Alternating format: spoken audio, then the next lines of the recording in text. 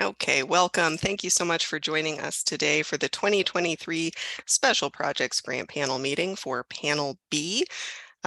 It is my pleasure to be with you here today. My name is Karen Maynor. I'm the Director of Grant Making at CultureWorks, who administers this awesome program. And we're very excited to get to discuss your incredible projects. So before we get started, I just want to thank the applicants who are joining us for putting together such amazing projects and trusting us with your work. It's really been a pleasure to read everything that you have planned for the coming year. And we think that today is going to be a great discussion. All right, so a couple of reminders about why we're all here today. The 2023 Special Projects Grant Program is intended to fund arts and cultural projects that are taking place between July 1st of this year and June 30th of next year. It's open to Montgomery County nonprofit organizations, schools, colleges and universities, municipalities and government agencies who can request up to $10,000 in funding. And thanks to the support of the Montgomery County Board of Commissioners and the Montgomery County Arts and Cultural District who funds this program, there is $300,000 available to organizations through this grant cycle. And that is a significant increase compared to past years and demonstrates Montgomery County's ongoing commitment to and belief in the incredible impact of arts and culture on our community. So we want to, before we get started, once again, thank the Montgomery County Arts and Cultural District and the Montgomery County Commissioners for making this program possible. In keeping with the Montgomery County Arts and Cultural Districts and CultureWorks' commitment to transparency, an independent panel of artists, arts administrators, and community leaders evaluates applications for funding and makes funding recommendations. So joining us on today's panel, I'd like to introduce, and if you want to just give a little wave as I say your name. Let me set it so applicants can see you. There you go. Rebecca Cantrell, who is the Greene County Director of United Way of the Greater Dayton Area. Stephen Crane, who is an actor, musician, and educator with Kettering City Schools. Iris Martinez-Jurgens, Director of Development and Grants for the Council on Legal Education Opportunity Incorporated. And Kristen Zelinskas, Program Officer for Greater Cincinnati Foundation. Thank you all so much for being here. And I'd also like to introduce today's panel chair, who is going to be guiding the conversation and making sure that we stay on track and on time. We have Sherry Sword, the immediate past chair of the CultureWorks Board of Trustees and the Vice President of Communications and Executive Director of Women in Business Networking for the Better Business Bureau of Dayton and the Miami Valley. And Sherry, at this time, I'm going to pass it off to you to go over today's meeting procedures. Sounds good. Thank you, Karen, very much. So today's panel is going to discuss the applications in the capacity building, education, and visual arts projects categories. Our purpose is to provide panelists with an opportunity to hear each other's perspectives, which is helpful, as well as for organizations to get application feedback, which is also very helpful. Attendees should keep in mind that today's discussions will move really quickly. However, panelists have conducted a thorough review and initial scoring of applications over the course of several weeks prior to today. To ensure that there is sufficient time to discuss all applications, panelists will not address all areas of each application, but focus on primary strengths and areas for improvement. Applicants and other audience members may only observe the meeting and will not be allowed to interact with the panelists or provide any additional information at this time. Prior to the panel meeting, panelists were asked to identify any conflicts of interest, and if they've had a conflict, the panelists won't score or discuss those applications. So let's talk a little bit about the meeting structure. One is the panel today is going to discuss 13 applications in the capacity building, education, and visual arts projects category. They'll be discussed one at a time for up to about 10 minutes. Panelists, I will give you a warning at 8 minutes if it seems like it may be going a little long. At the beginning of each discussion, panelists who have declared a conflict will be removed to a waiting room until after that discussion. And Karen will be the wizard behind the screen making that happen. So thank you, Karen, for that. I will then call on the primary reviewer, who will start the discussion and present the application's major strengths and areas for improvement. When that individual stops, I will open the floor to the other panelists to add their comments and discussion. There will be 2 short breaks during the public session, and panelists can use these to adjust their scores and to make additional notes. Once the panel has discussed all the applications, we'll enter a closed session, at which time audience members will be asked to leave. During the closed sessions, panelists will submit their final scores, review the applicant rankings from highest average score to lowest, and make their funding recommendations. Panelists can choose to award applicants the full amount they requested or provide partial funding. In 2023, a total of $300,000 is available through the Special Projects Grant Program. The funding has been divided between today's panel, Special Projects Panel B, and last Tuesday's panel, Panel A, which discussed projects in the cultural, multiple arts, and literary performing arts categories. The portion of the funding each panel has available to award is determined by the total amount of funding requested by each panel's respective applicant pool. And today's panel will have a total of $141,000 of the total $300,000 to award. So that's pretty exciting. The closed session is scheduled to last from 11:40 to 1:50. Around 1:50, we will reopen the meeting to the public to allow applicants to see the panel's funding recommendations. Attendees can use the same meeting link they received by email to re-enter the meeting. If you try to come in before the meeting has reopened, you'll see an automated message that will say waiting for the host. So please leave the screen open and you'll be brought back in as soon as the wizard, Karen, is ready to bring you back in. Shortly after the meeting, applicants will receive an email notifying them of whether or not the panel has recommended them for funding. The grant panel's funding recommendations are subject to final approval by the Montgomery County Arts and Cultural District Board. By early July, applicants will receive notification of their final funding status by email.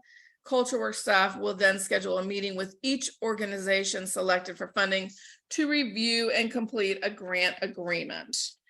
Karen, am I missing anything or are we ready to get started? I will only add that for applicants, we are recording today's session. So if you want to hear other discussions that you're not able to listen in on live, the recording will be posted to the CultureWorks website, cultureworks.org, by the end of this week. That's all I've got. Thanks, Sherry. All right. So we are right on time at 9:10. And Iris, I have you as our first lead to talk about the African American Visual Artists Guild. So I'm going to open the floor to you. Okay, great. Thank you. So the African American Visual Artists Guild submitted an application for funding in the amount of $10,000 for their project, What's New? The project is to promote an opportunity for artists to talk about what's new in their lives and the world, things that they see, and basically use that as motivation to inspire their artistic talents. And the project is the project application, I felt, was certainly clearly presented. The intention of the funding and the requesting is certainly very clear. The artists that are affiliated with the program, they've include very reputable artists and people in place to manage the program. I felt that the application could have used a little bit more creativity with marketing and also with access. For example, I didn't see mention of specific detail on that piece, and I felt it would have added a little more vibrancy to the application itself. However, I did think that the quality of the application and the people that they have engaged for it was significant and certainly enhanced the application itself. I think that they are certainly very conscious of a potential for funding reduction should that occur. And that's always very good planning in my book. I felt that the budget spreadsheet did include the budget breakout document. And I was, I had a good feeling with this particular application. So those are my comments on this one. Great. I will open the floor to the rest of the panelists. Who'd like to kick us off? Rebecca? Yes, thank you. I mimic what Iris said in regards to the personnel and the quality of the project. The thing that I wanted to add was I believe that the proposal could be bolstered and elevated in its innovation by introducing the exhibit and art forms to non-traditional organizations, just as a suggestion. One of the key goals was to enhance artist forms and art exhibits. So that's what I wanted to add. Great. Kristen? Would you like to add something? There I am. Hi guys. I'm in agreement as well. I definitely think it could be a stronger application. Though I think the presented artists they listed to be a part of the project. It seemed like only 4 or 5 of them are artists, and they're producing 20 on a minimum of 26 new works. So I was just curious I'm more like there's more question in my head of like that execution of the project and the thoughtfulness of, I don't know if those are all members or those are the invited artists. So just that awareness of how they do their invitation, how are they expanding their audience and how are they expanding their memberships? I think ultimately they want most of these members, these artists that are new, to become members. And I didn't really see that in the application. And for this to keep growing, it has been a kind of a repeat project, if I remember correctly. And it sounds like their primary focus is the sales of the calendar. So I felt that was a little lacking in terms of information and, the kind of future, though they have a plan, they're not, I don't think they're fully asking us for the entire, they are asking us for their entire budget. So that even though they have a backup plan, it always makes me wonder about if we're being asked for the full project budget, how that impacts their future as well. So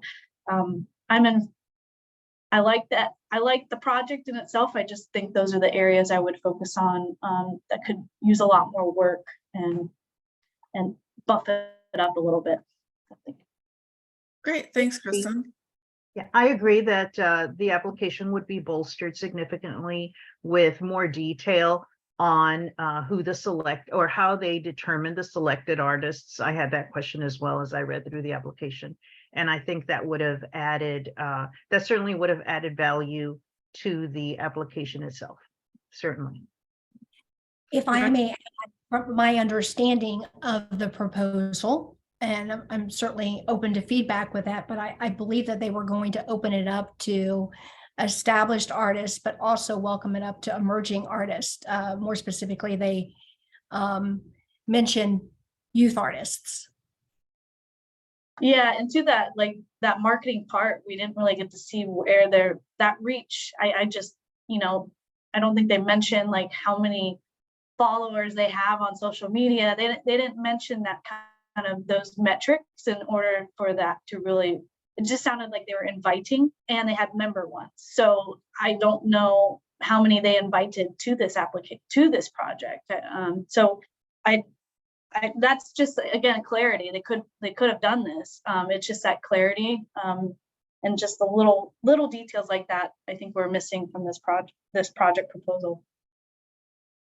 So a question with that, could it have been bolstered with a clearer timeline with the invitation? Probably. That, and I think even at And just also, I think my other thing about noting is they only have one venue really secured for this traveling exhibition.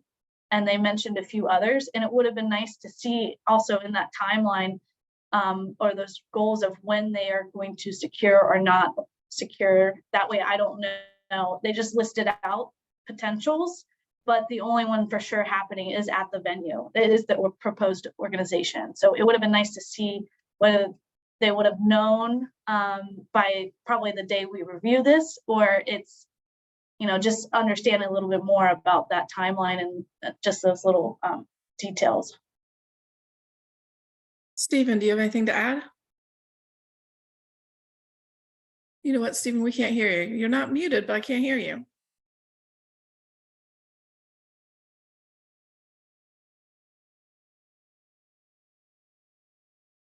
No. Hello, hello. Oh, we can hear you now. No wonder. I was like talking and saying stuff. Okay. No, they hit everything that I was trying to also reiterate as well, with the just more clarify information on exactly how they're implementing everything when it comes to venues and when it comes to what type of youth groups. I think that would be interesting for us to know how they promoting that and how they are sending information for different young artists as well as older to participate. So I just agree with everything that they the rest of us were referring to. Fantastic. Any other comments? All right, well, take a minute to tweak your notes, look at your scores, and we will get started on the next one in about a minute. Thank you.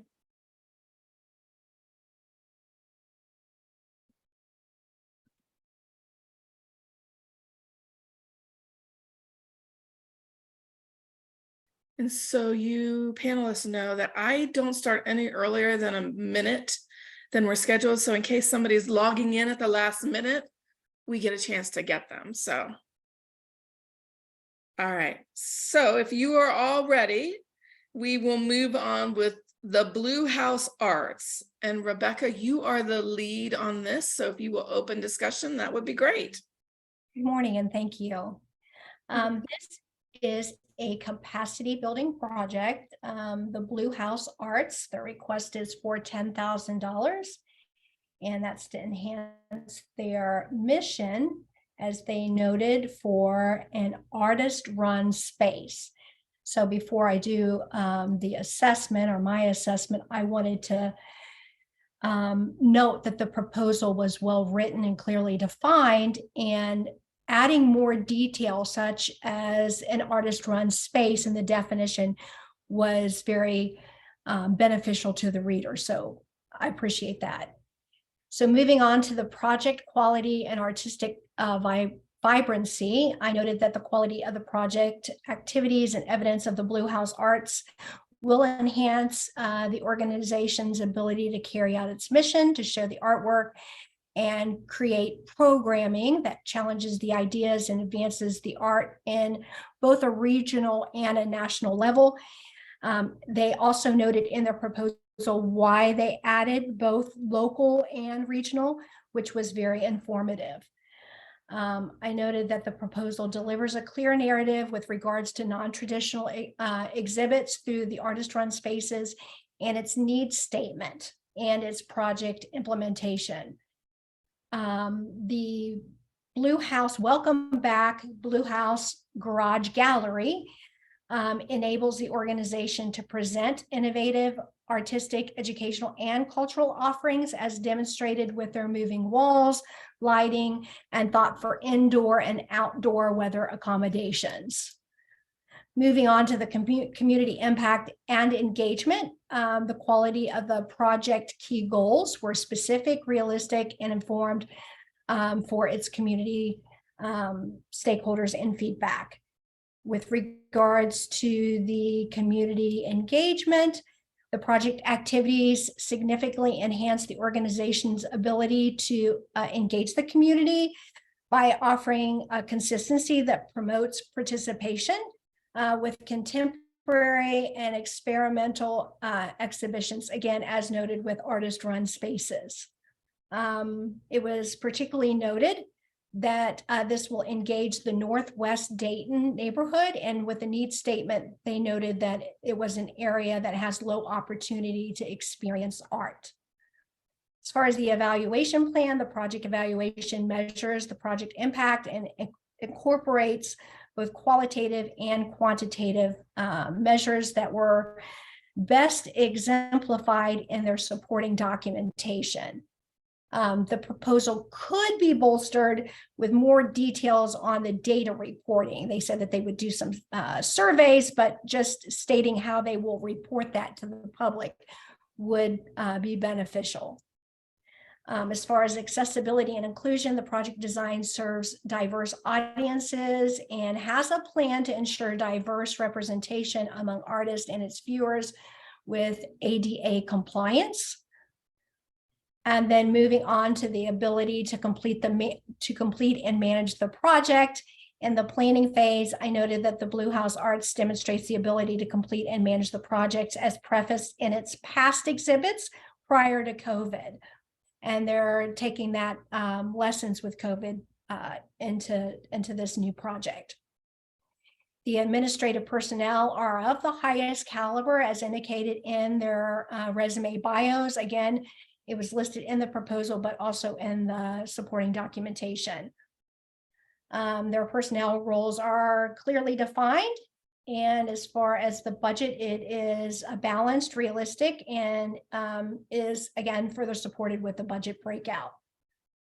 And they also noted, did a well-advised adaptation should there be a funding reduction. I've already listed about the administrative personnel. And so moving on, in my overall comments, I said that the proposal demonstrated a well-defined timeline. I really appreciated that step-by-step phase 1, 2, and 3. And also they defined the timeline and their considerations with regards to setup and their indoor and outdoor design. So those are my comments, and I'll turn it back over to Sherry. Thank you. All right, so I'm going to open the floor to the other three panelists. Stephen, you want to kick us off? I was very, just to kind of piggyback on what Rebecca stated, the quality of how this application was written out, I believe helped the reader understand their goal, understand exactly what their passion is of providing these exhibits for the community that they are in.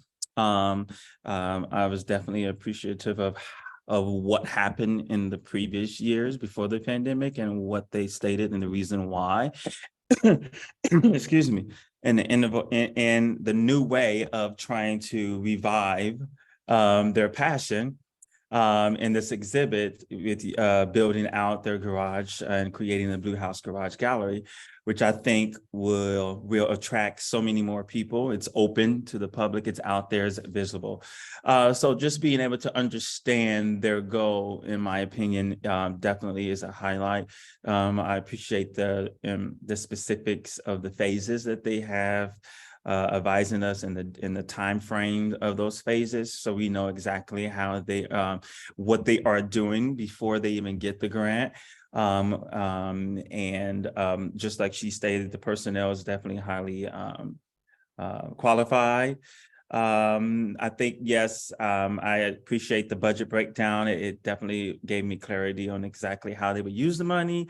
And even if they were funded partially of it, they have other resources that they are willing to explore, which that means they are committed to this program. And that's what I like to see in these applications as well. If you are still committed, regardless of what happens, the outcome is. So other than that, I think, yes, I think, area of strength is to how they're going to really promote to the neighborhoods and what they are going to do for that. But other than that, I really enjoyed this application.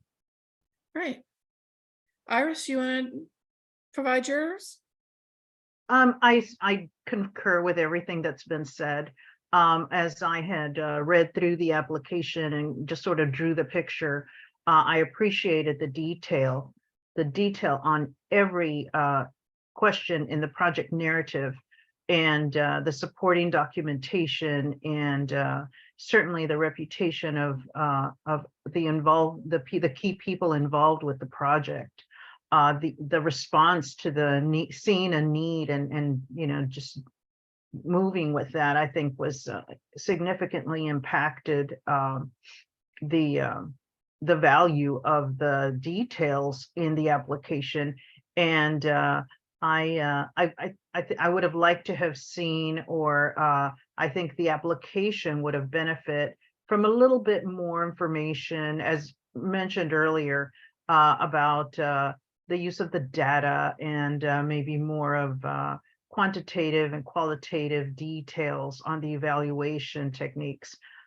Short of that, I was also very impressed with the application. I thought it was very positive. Great, thank you. Kristen. Hey guys. So I'm in agreement as well in terms of the strength and how well written this application was, and it did seem to have a thought and definitely conveyed, or at least had enough evidence in each three categories as high up in my rankings. The only big one for me was again the marketing, kind of the evaluation system, and how they're doing that. It just sounded, for this being a capacity building, them extending into the garage and not having, and it's just kind of like surveying the audience and taking a head count.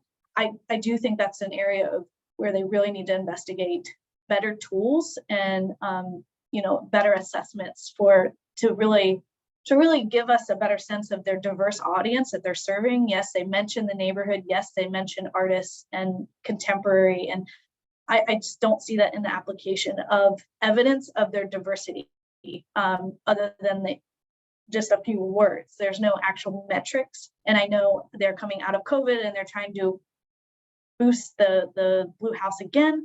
They were pretty shut down from what I remember reading, but for this capacity building kind of grant request, evidence of the organization's commitment to serving diverse audience, it just wasn't spelled out as much as I would have thought that would for this particular ask. And just seeing kind of those numbers and just understanding that they've served 90% of their previous artists were BIPOC artists, or 90% of their previous artists were Dayton, and 10% were outside the region.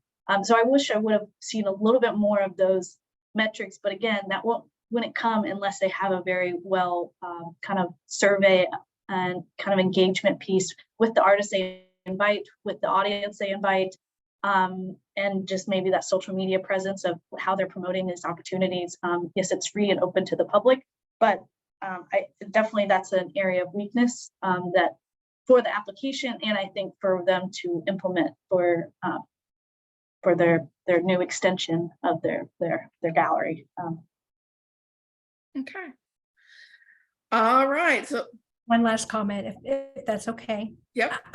I did want to say, with their supporting documentation, I did appreciate how they did have a feedback opportunity after the survey. So it did provide a feedback loop. Great. All right. Well, we are going to move right into the next one, as it is 9:31. And that is the British Transportation Museum. And Stephen, you are the lead on that. So I'm going to let you begin the next discussion. Okay. Yes, so the British Theme Walls, this is a project that they are starting in July, and hopefully it states that they're in June of the 2024.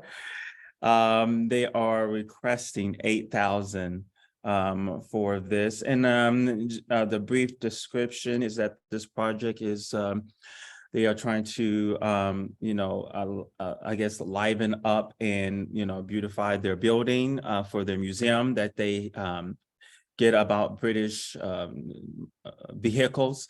The murals will be on the 321 Hope Land Street building, a large one of 23 feet tall, 16 feet will be in the front, and then 3 complimentary memorials.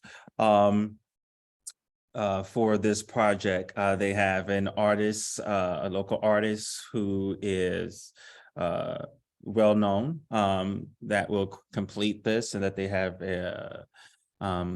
a letter of commitment for.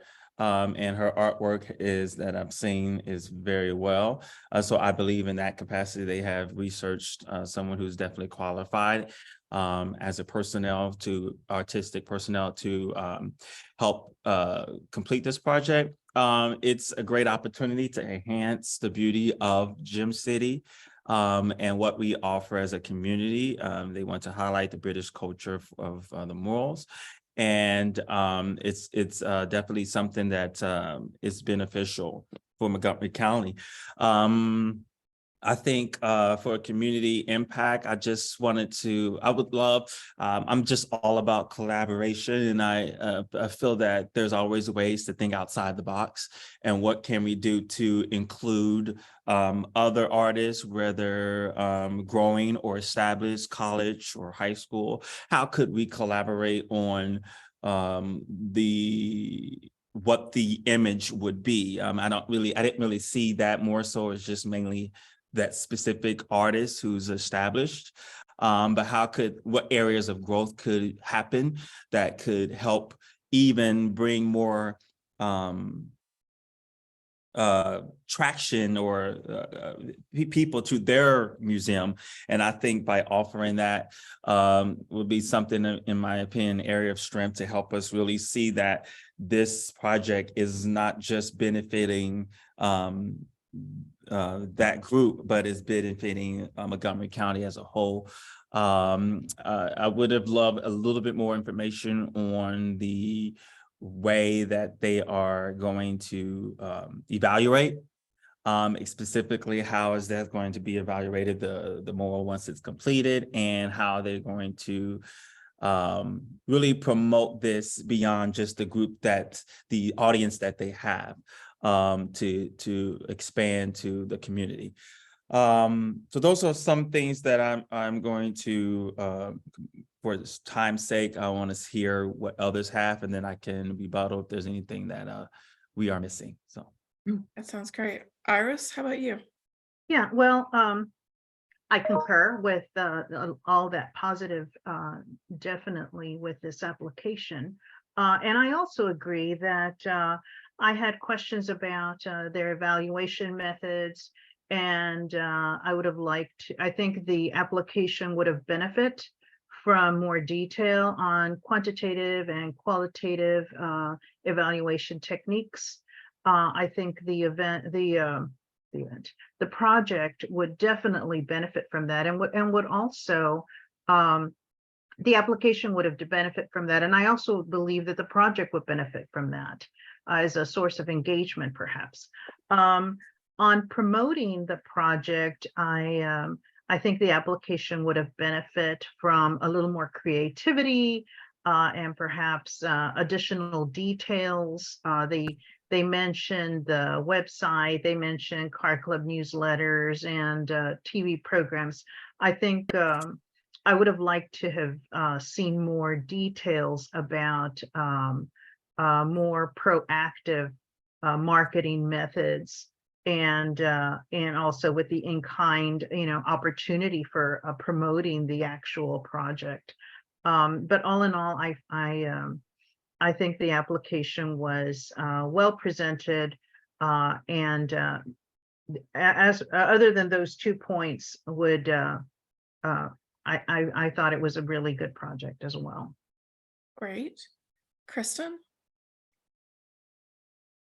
Hi.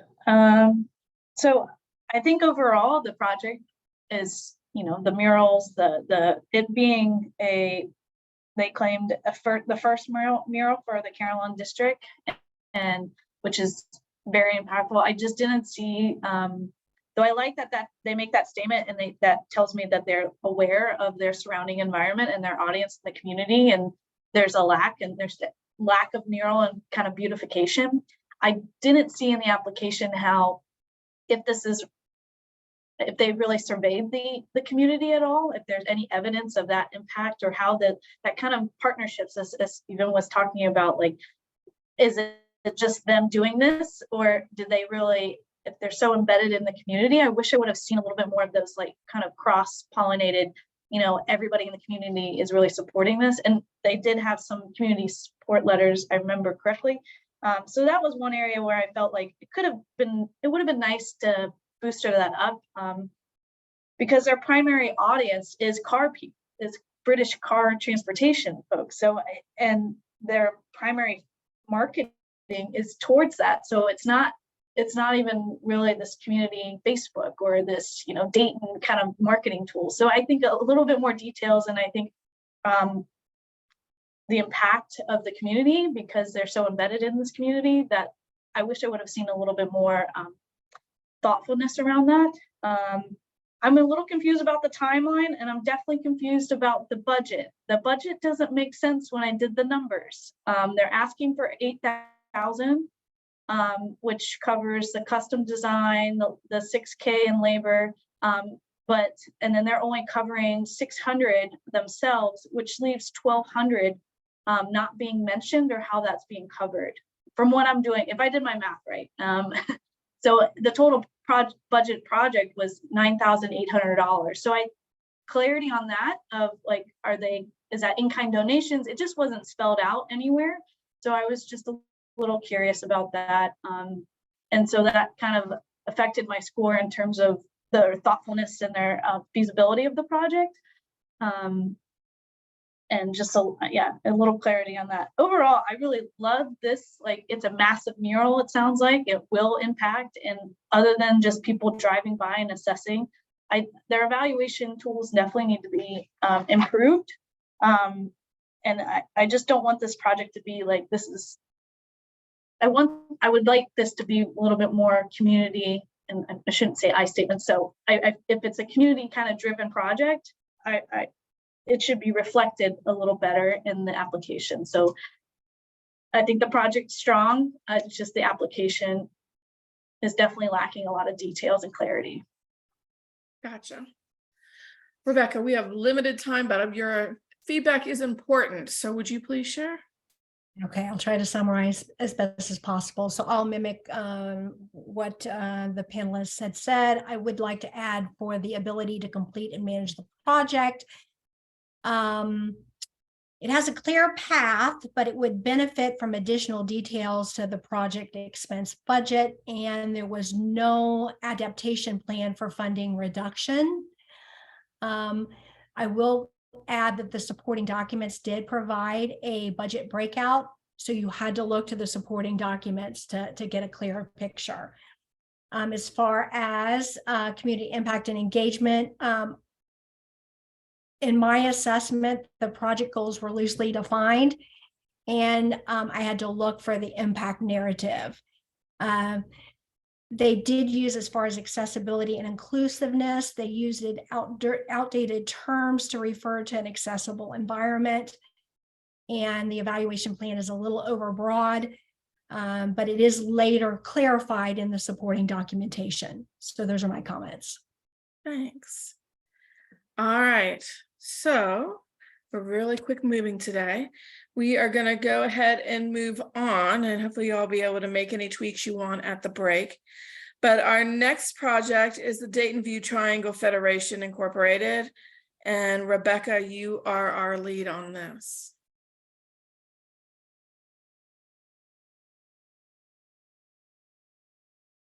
You're muted, Rebecca. It's all good.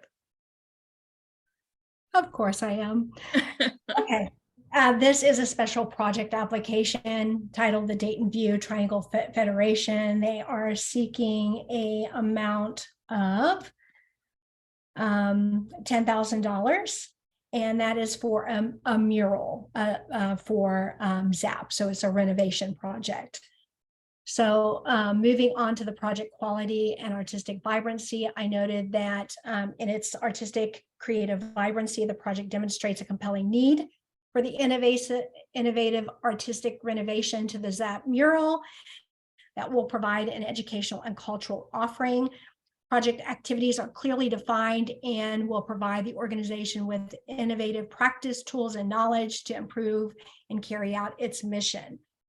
The organization demonstrates its commitment with key personnel and contractors in the proposal I mentioned, tree removal. Moving on to community impact and engagement, I noted that the project goals are specific and realistic, with success of historic tours to build awareness and the contributions of the Troutman Studios and the Zap Band and folk music overall. The mural activities serve as a tool to re-engage civic pride, community, and business investment. And that was a key mention in the proposal. Mural attendance is the evaluation tool that they mentioned, and it would be bolstered if they would incorporate a greater variety of metrics, meaning surveys, interviews, or maybe engaging schools to learn about funk music in the Dayton area, and then try to spur on more artistic endeavors with those students. So that was my idea or suggestion, excuse me. The proposal listed QR codes as an additional method to engage diverse audiences, but it could be strengthened by listing other accessible features such as fonts and captions or video options that those that are homebound could access as well to learn more about the funk icon. In regards to the ability to complete and manage the project, I noted that the organization has a clear path for its project's implementation. However, some of the areas of the project would benefit from additional details, such as a clearer timeline. The project budget is balanced, but could be further supported with more detail provided in their budget breakout document. And they do have a highly qualified project manager with experience noted in their neighborhood association. So all key personnel have been confirmed and the roles are clearly defined. So that is my comments, and I'll turn it back over to Sherry. Great, and I am opening the floor to the other panelists. Who'd like to go first? Iris? Yes, what this application would have really benefited from was the promotional plan. With the creativity behind the project and the minds that are working on this particular project, I think the promotional plan would have benefit from increased detail, increased different opportunities, and I think that would have really bolstered this application. Additionally, the evaluation plan, I would have liked to have seen more qualitative and quantitative methods used with regards to how that information will be collected, and I believe it would be easy enough because it is a good project. It's a very creative and vibrant project. So I believe those two details would have really bolstered the application. That's it. Great. Stephen? I believe Rebecca laid out everything that I was thinking. I believe, and I could be mistaken, but in the budget breakdown, I see that they definitely have clarified how they're using the money for, which I thought I liked. Mainly, it's all for the labor and the tools that they provided, and kind of specify per day and per hour per gallon. So it helped me understand exactly they are prepared to use the funds for the specific mural, and also looking at the reduction, what they are able to do to move forward. I agree with the promotion piece. I believe there's ways that they could get more information out. how can they attract other community artists to help maybe, you know, be part of this, reaching out to different schools. Like I said, I'm a big person when I see collaborative things that can really help develop and grow future artists is a big part.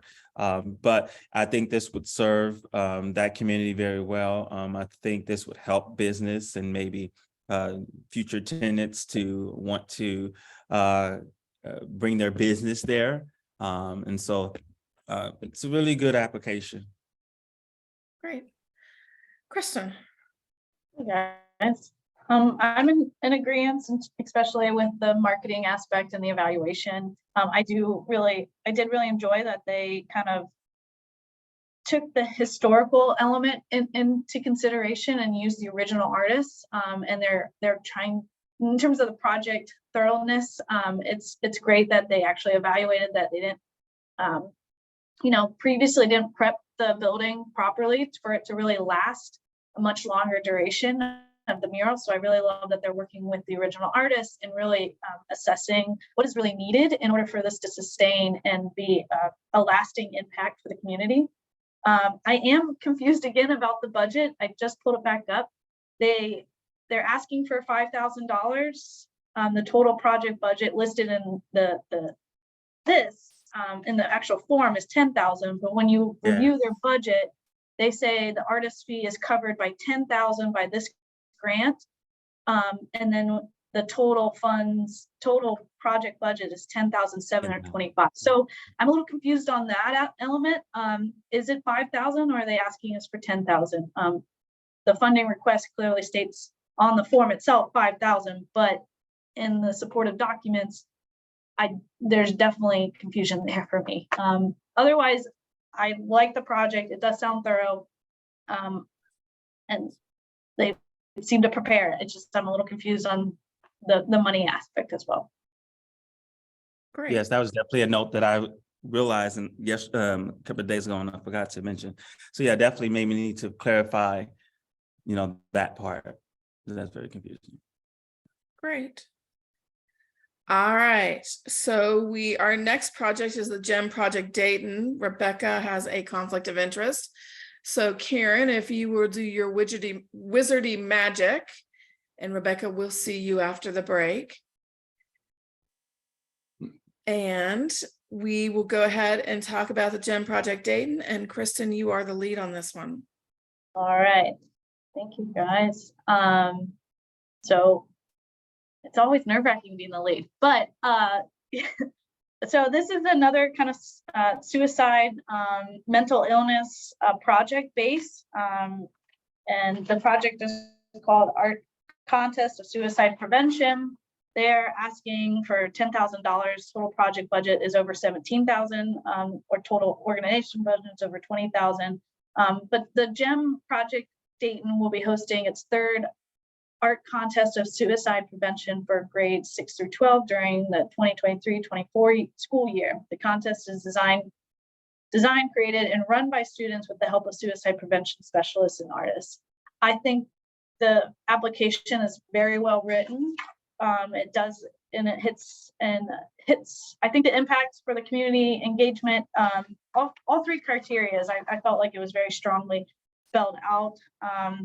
Definitely maybe one little area of improvement, but for the project quality and artistic vibrancy, I felt it was very strong, and pointed in kind of their timeline, as well as what is successful, what they deem will be successful, and their impact. I'm like missing all my notes, so apologies on that.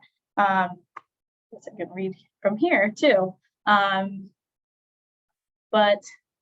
And I just really appreciate that they're kind of leaning in more of the student-led, and it provides a little bit more accountability and engagement, and I think especially for this age group, and they obviously spelled out why this is so important for students to be the kind of the leaders of this aspect. I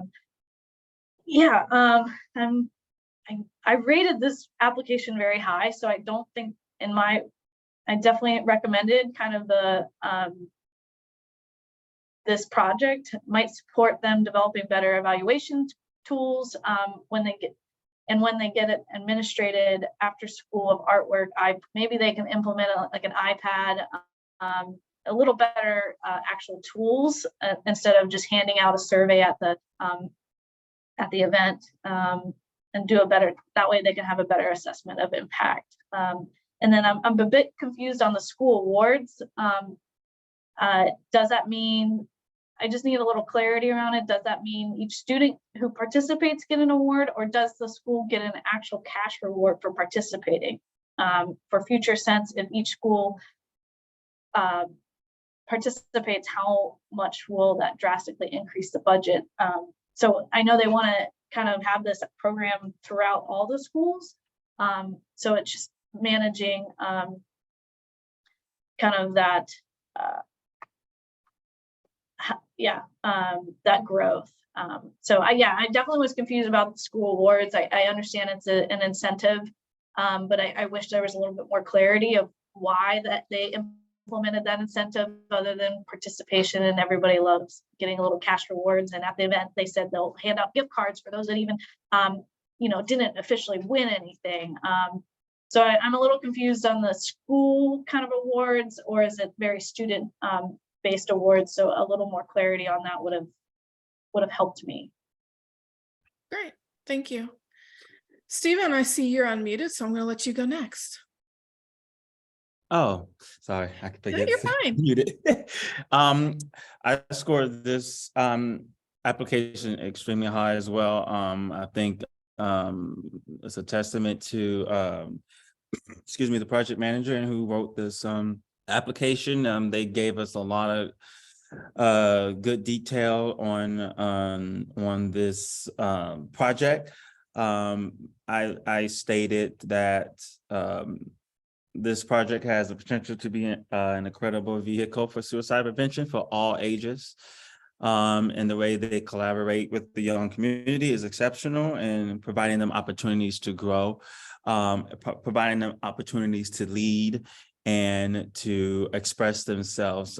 This student-run event is definitely helps with training to help identify mental distress, the rubrics for the contest, and all those things that is provided. It shows that this is a successful project, or can be. The personnel appears to be highly qualified to orchestrate this project. I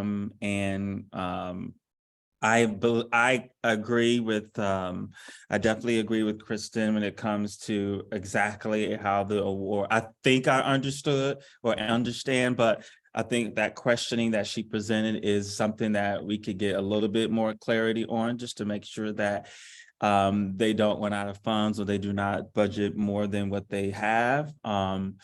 But they had a plan for reduction that I like to see, that they would not just stop this because of whatever situation could happen. And overall, it was a well-written application. Great. Iris? I concur. I believe it was very well written. The details were very, really bolstered the application. Additionally, I had the same question about the budget and the incentives, and but I appreciated the detail with regards to how they will implement this, and certainly the markers with regards to the project evaluation and the accessibility. I believe all of those add to the value of the application. So Great. Anyone have anything else to add? I do want to make note that I think there's just a little, they did a typo for the project timeline. I think they said the start date is 8/1/2023, and they wrote for the end date is 3/15/2023. And I think they meant 2024, of course, but I don't know if you can fix it on our end to do an edit. Gotcha. All right, Karen, that takes us to the break. As we go into the break, if you all will make any tweaks that you have to your notes, to your scores, now is a fantastic time to do it. And I will turn it over to Karen for any instructions as we go into the break. Thanks, Sherry. Yes, panelists, at this time, if you will hang on with us, but you can certainly turn off your mics, turn I'm off not your sure if you want to videos. bring, I'm Oh my sorry. gosh. Yeah. Thank you. How can we forget about Rebecca? She's the coolest. There we go. Hi, Rebecca. To be completely honest, I kind of forgot you were in the waiting room. I'm so sorry. We are heading into a break. So panelists, at this time, if you want to mute yourself and turn off your video, go stretch your legs and get a refill. Applicants, you're welcome to stay on with us. I'm going to put up a slide so you can take a break as well. We are going to reconvene at 10:10 for the next round of discussions. Thanks, everybody. Thank you.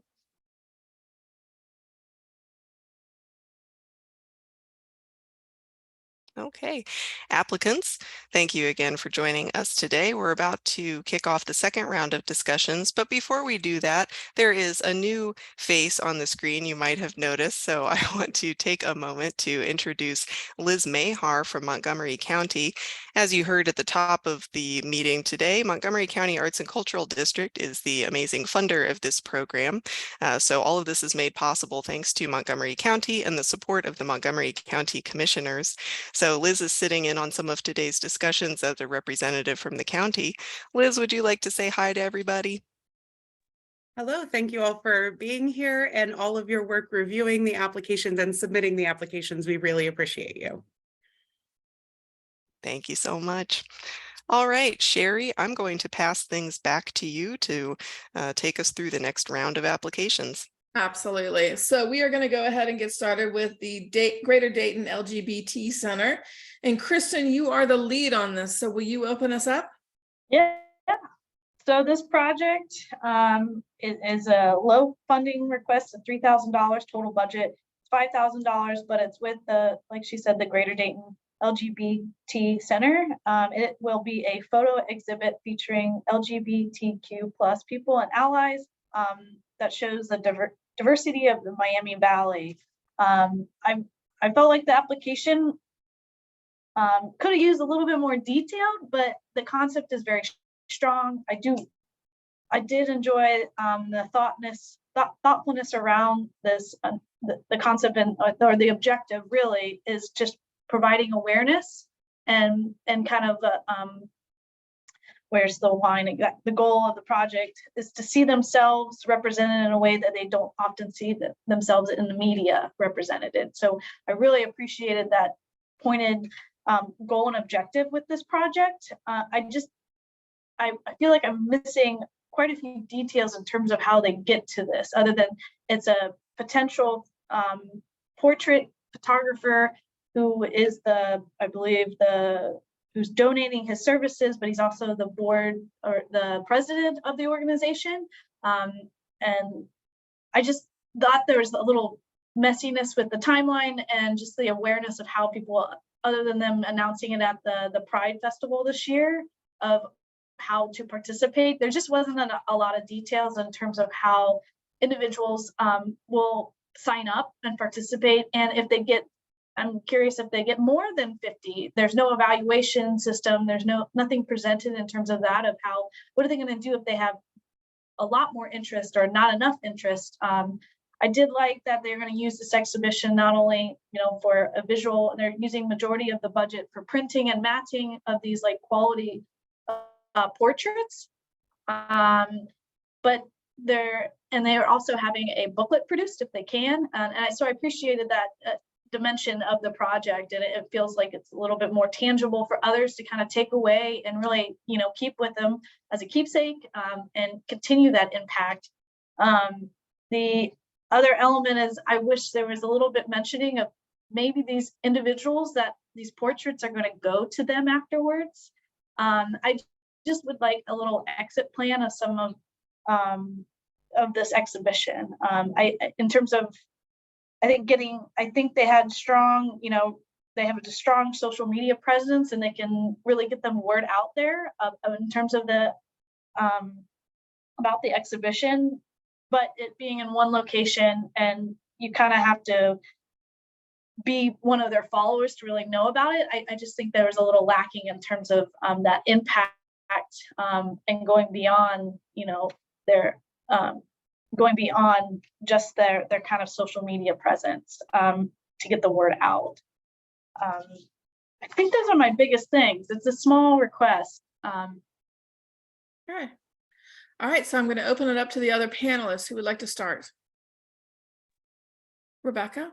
Well, I'll mimic exactly what Kristen said. I would like to also add with the fund request, my comment is more of a question, because in the proposal, it says we'd like to print a companion booklet. I just wanted to know why that wasn't incorporated into that proposal. So that's my comment. Okay. Iris or Stephen? Yeah, I think that the idea of the booklet is a true value add. I would have liked to have seen budgeting requested to support that and to use that promotionally. I think that particular booklet has the opportunity to have this project live beyond the project period time for future perhaps funding or distribution. But short of that, I believe that the application was presented with value, and I do appreciate the concept as well. Great. Stephen? Yeah, I'll definitely just reiterate what everyone stated. The funding request is obviously low and is feasible. Seems like it. We would just love more information. I think just more value to the description, to how everything is going to be implemented. Given a clear timeline. Just to help the readers understand exactly how successful they are planning this project. I would have loved to learn more about the personnel besides Rick Flynn. I'm excited that he is offering his, his time and his creativity for free. I think that benefits the project to be successful, that he is offering that opportunity. But I just reiterate with them with the booklet, there's some issues with the budget, clarifying that. A clearer timeline would definitely help us to really understand how well this project will be successful. They do have an option, a plan for reduction, and I look at that always to see how they can continue this project. Other than that, I just reiterate what they said. Yeah, what the panel stated. Anyone want to add anything?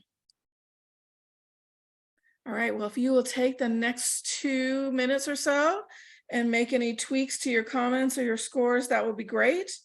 And we will move on then.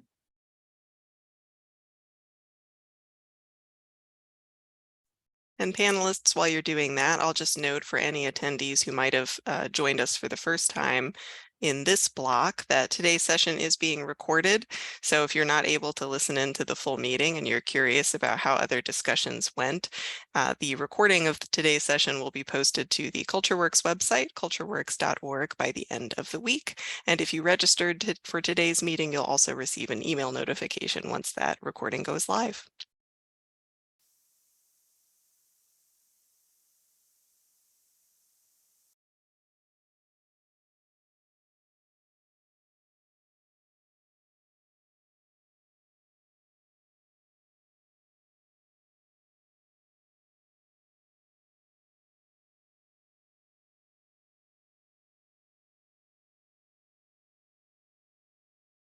All right, if everyone's ready, we'll go ahead and move on. The next organization is the Journalism Lab. And Iris, you are our lead on this one. Will you start the discussion? Certainly. The Journalism Lab is the application is certainly outstanding. I thought it's an imaginative, innovative project. that will certainly advance the journalism field here locally with local people. The creative personnel affiliated with it are leaders in their field, and artistic personnel roles are clearly defined within. The impact on the community it certainly targets all of us, everyone in the community. The evaluation plan is designed to measure their impact and incorporates qualitative and quantitative impact. The project is fundamentally inclusive, and it provides website accessibility, captioning, Zoom, and the promotional plan is thorough, creative, and will strongly engage the target audience. The organization has a clear plan for their implementation, including a realistic timeline and plans for what to do in the event of a funding reduction. The budget is balanced, realistic, and supported by a thorough budget breakout document. The organization has secured highly qualified project manager for it.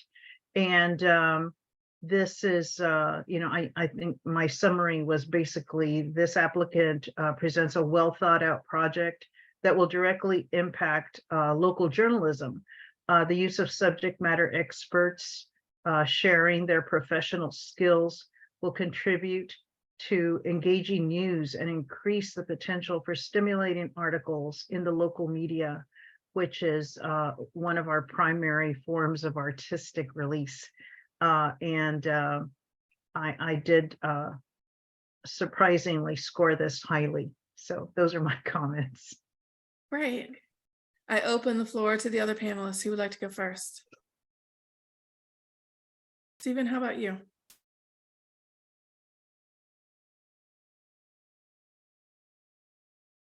Did you say Stephen? I'm sorry. I didn't hear it. Oh,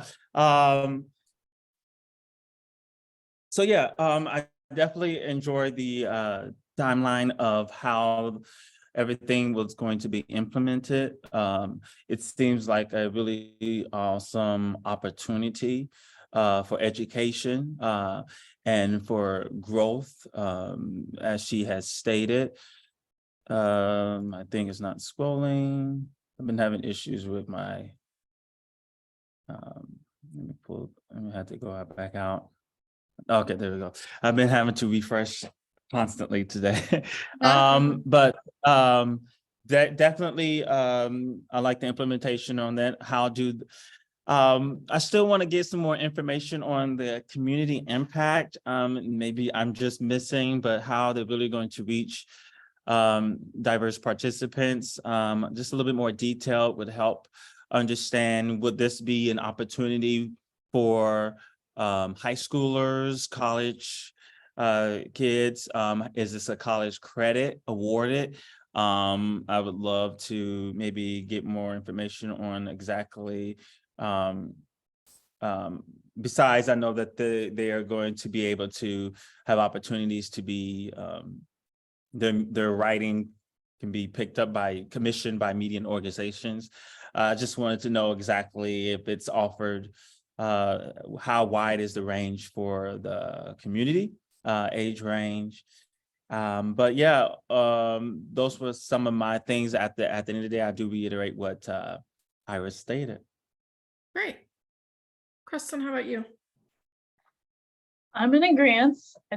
I felt like the application was pretty thorough. I think the biggest area of weakness is that assessment of community impact, as Stephen was saying too, and that engagement part. Because it is a repeat program, we didn't see any of that kind of metrics of how successful or how even those previous participants evaluated. I think there's some newspaper articles of it being picked up in terms of the engagement, but I didn't see any kind of evaluation of the previous participants and to really stating, yes, this is a repeat project because this is really wanted and needed in our community. As someone who lives in Cincinnati, I don't know from this application the direct need that Dayton needs for more community members to be engaged with their community through this tool. So that's lacking in the application for me, of that really, why does this program exist?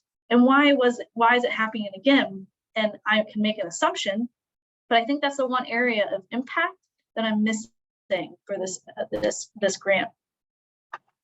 Right. Iris, we haven't heard from you, correct?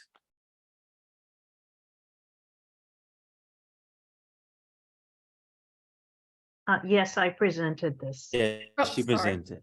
I'm I'm okay. looking at the wrong thing. Rebecca. That's all right. All right. Any other comments? Rebecca, have we heard from you? No. I concur with most of what the panelists had said. I would like to just incorporate that I appreciate the narrative and the timeline, as Iris had mentioned. I did appreciate the stated goals and then the survey that tied in with that. Also, from someone or some people who may not have an arts background, I appreciate the connection with literary arts. That's my comments. Any other comments before we wrap this organization up? My one thing might be just their funding. If it gets reduced, they're not seeking other outside funding if it does get reduced. So it's pretty much 100% being requested from this grant. And basically they said they'll start deducting elements from what is being proposed here. It's not asking for other sponsorships. It's not asking for other outside sources to help fund it. So that seemed a little not problematic, but I'm not sure I would have, I feel like there could have been a little bit more details of why they would do that versus not seek additional funding. Great. Anything else? Okay. So we are ready to move on to the next one, but we're going to take a few minutes for you all to make some tweaks that you would like to make.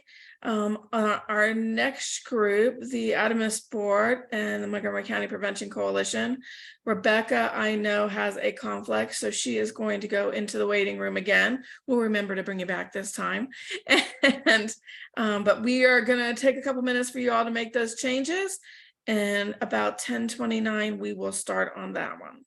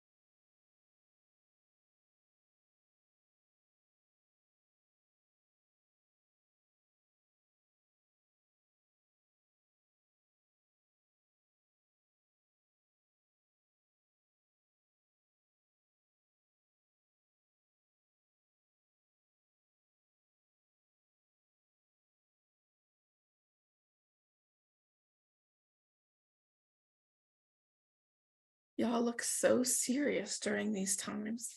I do want to just extend again our appreciation for your passion and your thoroughness going through all this. So it is fantastic to see. I've enjoyed that last Tuesday when I was doing this and again today. So that's fantastic. So our next organization is the Montgomery County ADAMHS Board and Montgomery County Prevention Coalition. Kristen, you are our lead on this one. So I'm going to open it up to you. Thank you, Sherry. Right off the bat, I rated this, I think I rated it the highest one. I thought the thoroughness, the thoughtfulness, they've definitely taken strong consideration in every sector, the 3 sectors that we really focused on. But this is, fostering connections through positive art messaging. Will produce 4 murals with suicide prevention messaging in each of the 4 sectors of Montgomery County: North, East, South, and West. I think the quality of the project in itself is very thought out. They have really taken in fact of the community and their engagement every step of the way. They have thought this through and through. I honestly don't have too many negative things. I don't think I have any real negative things to say, other than I wish that this lived beyond than just the murals. I mean, they have the QR code that will lead them to the evaluation. And maybe that's one area of focus of that kind of overall evaluation. It's always hard to, it's a very voluntary kind of moment for you to survey how many people attended, how many people, really, they're using it as a way to track their, how many people visited their website, which is all very thoughtfulness. But honest to God, I just really appreciate the thoroughness, and they've really, evidently showed in each category their implementation plan, their timeline's very clear, their budget is very clear, and I'm trying to remember. I do lack in memory of if they get funding reduction. But I believe they still had a plan. It seemed like they're just so well integrated with all these different community partners, and I really appreciate that. So it's not just one organization building, funding everything. They're only asking for $10,000. Project budget is over $40,000. So though I think our grant would make an impact, but they have a plan for every little component of this project.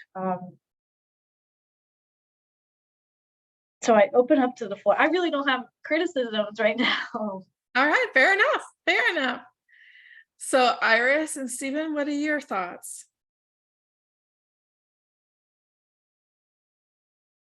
With this project, I also scored this very high, one of the highest, just because of the way this was presented in robust detail, pinpointing every specific thing to help us really understand and be excited about this project. There we go again. I wanted to read what I said, but it wouldn't let me scroll, so I got to refresh and go right back. Here we go. I've gotten the hang of it now, so it doesn't get me nervous. But anyway, but yes, the evidence provided for this project is precise and clear. I stated reading this application gives me all kinds of collaborative, community, and team building vibes. So just lots of positive things from this.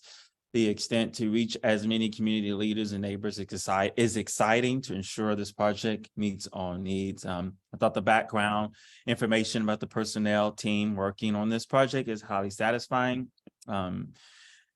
Each individual seems capable to handle the tasks, including Sinclair students, youth, and adults. Just to be able to expand that, and for me, like I stated numerous times again, I'm probably going to continue throughout this panel meeting, is that education is just key. Giving all people, not just young, but all people, the opportunity to grow, the opportunity to learn, and the opportunity to really express themselves through arts is a big thing. There was something I wanted to state.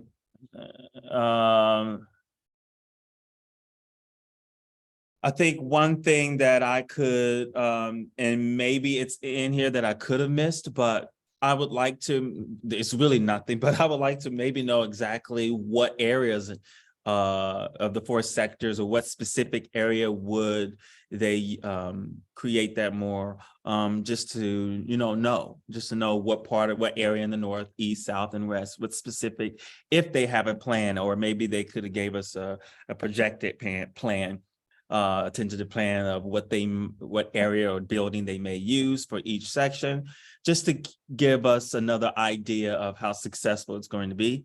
Other than that, from the detail of I really appreciate the budget detail and how they provided descriptions and information besides just the item, the cost and the total number, but it gave us a little bit more detail within their budget plan, which really helps me to understand that they will make this project a success. And they have that attention to do that. So I believe this is a good application. Great, thank you. Iris, how about you? I agree. I concur on all the positive details. Additionally, I believe that the application was significantly impacted in a very positive way with the takeaway, since the impact is on mental health, and that was what they started with, and that's how they're ending. The addition of the QR codes, I think, is really amazing, and I think that it will have the desired impact. So that's it. Great. Any other comments from the panel? All right. So take a few minutes to tweak your notes, your scores, if you'd like.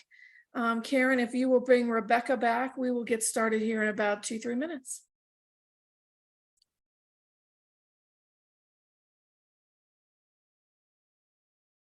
Rebecca, we're going to get started in about 2-3 minutes.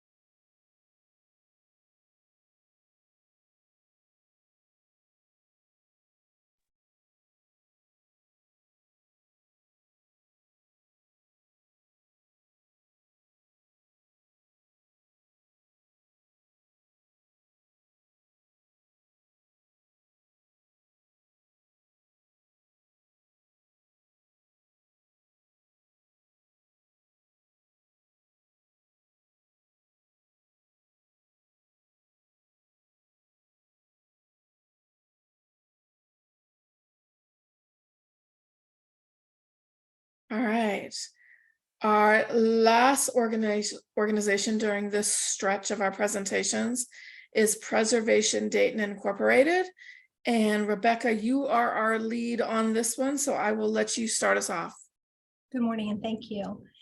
Yes, this application is Preservation Dayton, and it is a special application project requesting funding for $10,000 for murals to go on storefronts in the Santa Clara Business District. In regards to project quality and artistic vibrancy, I noted that the quality of the project activities and design will enhance the organization's ability to carry out its mission, which is to promote historic preservation, restoration, and advocate with urban planning in historic neighborhoods. They have demonstrated this to advance their mission with these murals to beautify the area with the murals. The organization has a commitment from contractors, most notably Tiffany Clark from the Mural Machine and the Preservation Dayton, to deliver the photographs, which the renderings will then come from.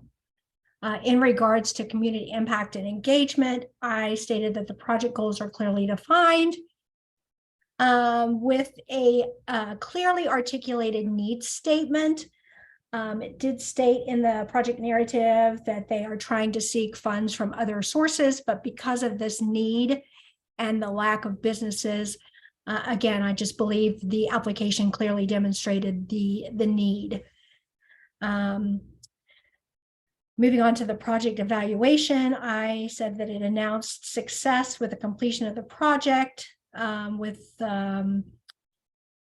me see here. The project evaluation announces success with its completion of the project, but it could be strengthened by incorporating more quantitative and qualitative metrics such as surveys and interviews. They did mention the QR codes for passerby information.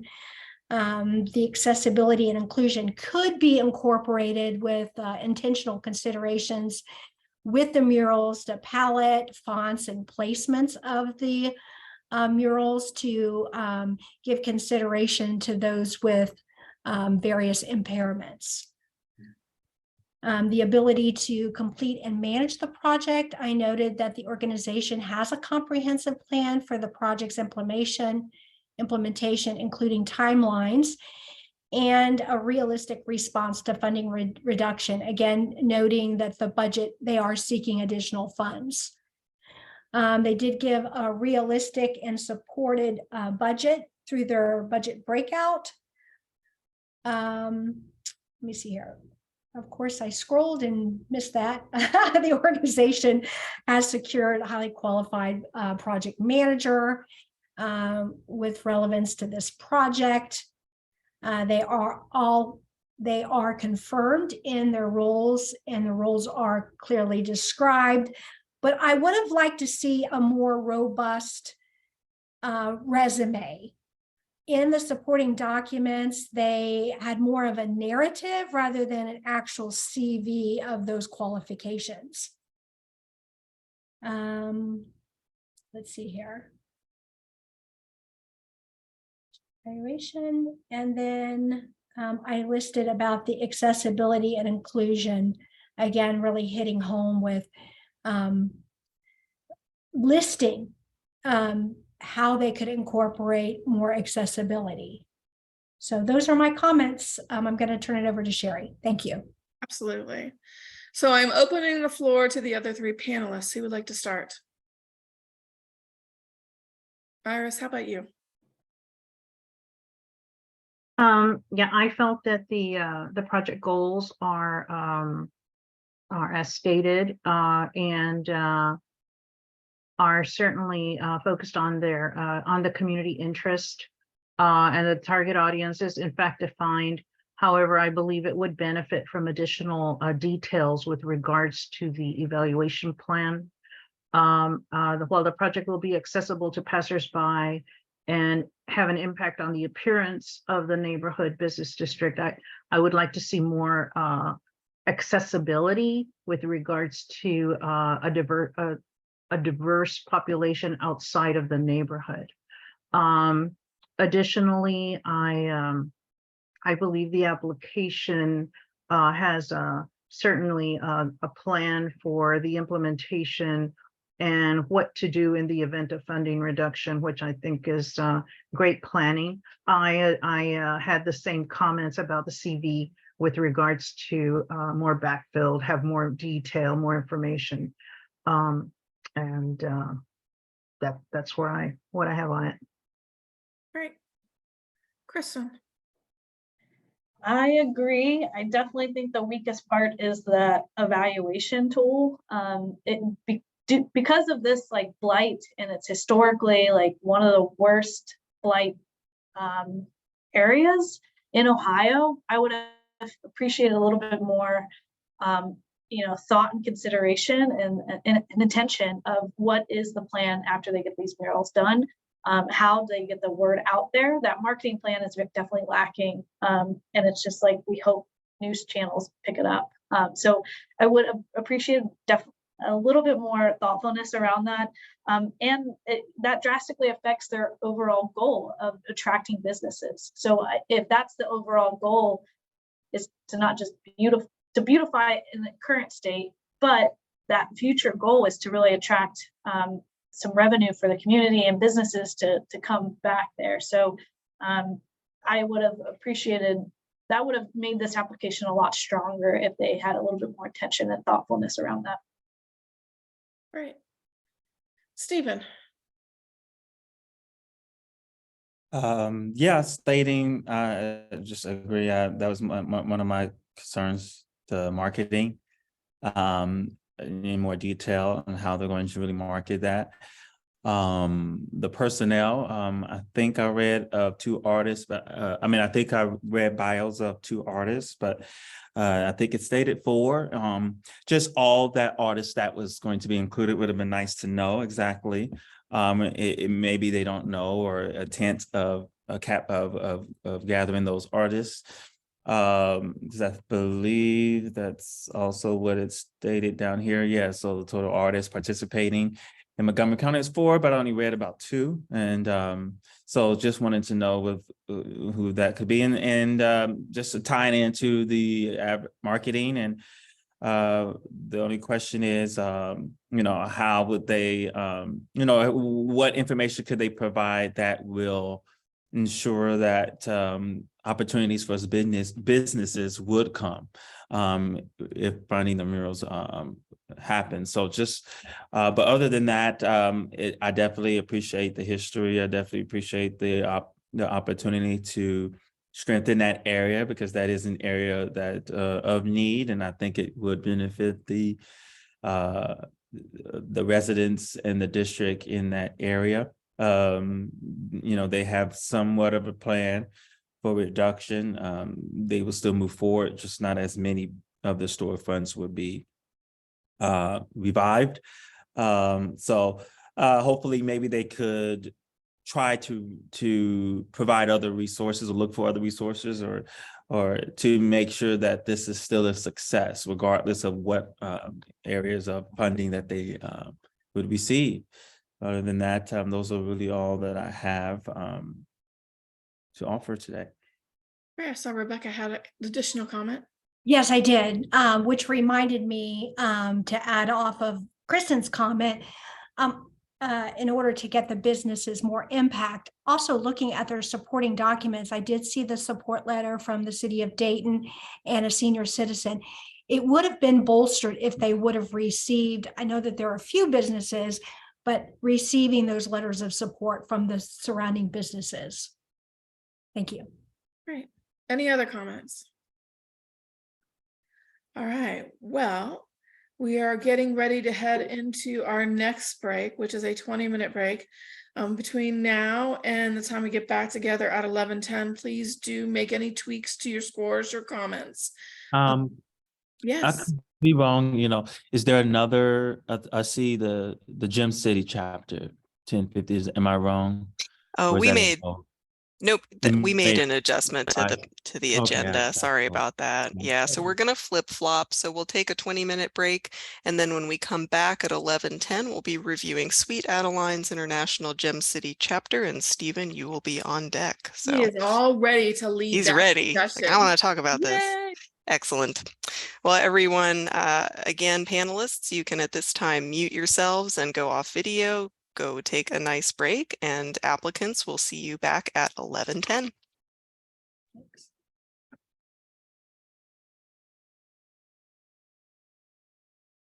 I believe we're ready. All right.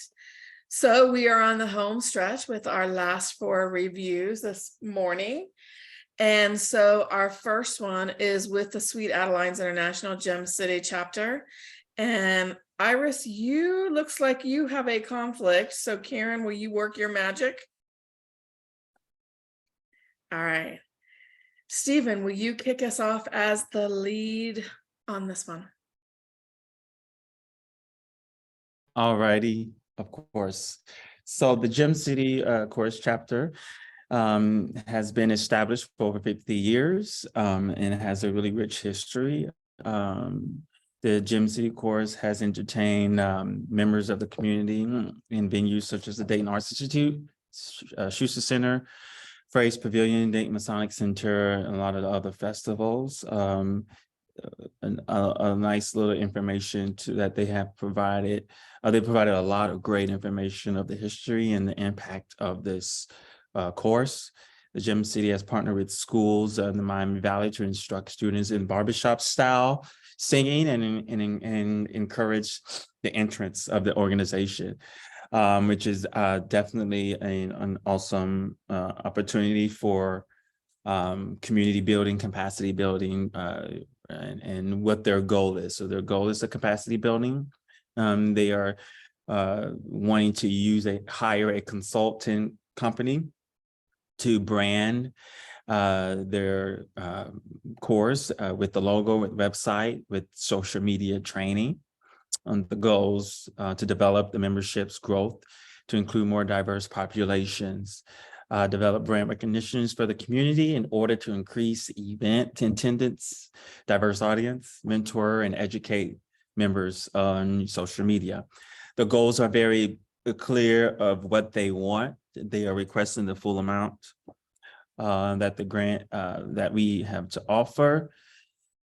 The organization has stated that they are seeking professional marketing help from the Wilderness Agency. And this company will be the company that designs, updates the logo, the websites, and help train on social media. And the board of the Gem City is, the board is responsible for the overall management and direction of this organization. The application provides a well-rounded historic background of what the group is and what their goal is. The goal is laid out in a clear manner that this project can be accomplished. Pertaining to the implementation is pretty broad. It just lays out exactly, some things that what they are accomplished, maybe some more detail in exactly more specific times and dates of how they are going to implement the meeting, which ties into the budget. There are some areas of growth within the budget that, just causes a little questioning with how the funds are being distributed and what they have provided for us.